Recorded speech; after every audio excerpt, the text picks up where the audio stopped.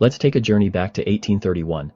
The early saints of the Church of Jesus Christ of Latter-day Saints were filled with anticipation as they journeyed to Independence, Missouri. They had received a revelation from the Lord that this would be the place for the city of Zion, a holy place where the saints could gather in peace and unity. But what they found was far from the peaceful Zion they envisioned. Independence, Missouri was not a thriving city. It was a small frontier town, sparsely populated by rugged settlers who were not familiar with the saints' beliefs or practices.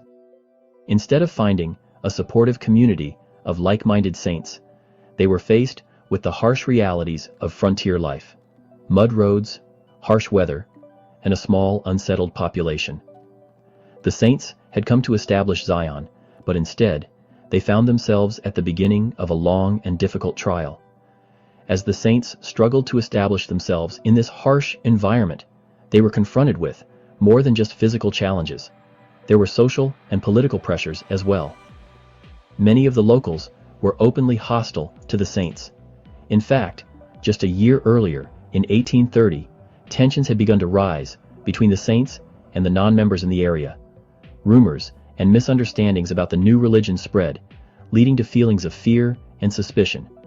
Joseph Smith and the early leaders of the church faced great difficulties as they tried to organize the saints and build the infrastructure of Zion. But, despite the challenges, they were determined to follow the Lord's commands. They trusted that God had a purpose for them, even if they couldn't yet understand His design. In Doctrine and Covenants, section 58, verses 1 to 5, He told them, "Ye cannot behold with your natural eyes, for the present time, the design of your God, and the glory which shall follow after much tribulation." The Lord's words were clear. His plan would unfold, but it would come after a period of suffering. After much tribulation, come the blessings. This was not a message of despair, but a message of hope. Though the saints could not see the full picture, they were to trust in God's plan, even if they couldn't yet comprehend it.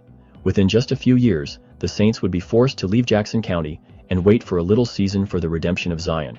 But in the meantime, the Lord did not leave them without guidance.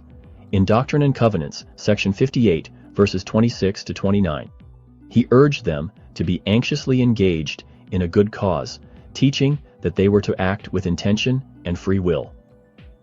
Even in the face of persecution, they were to build Zion with their own hands, according to their faith and agency.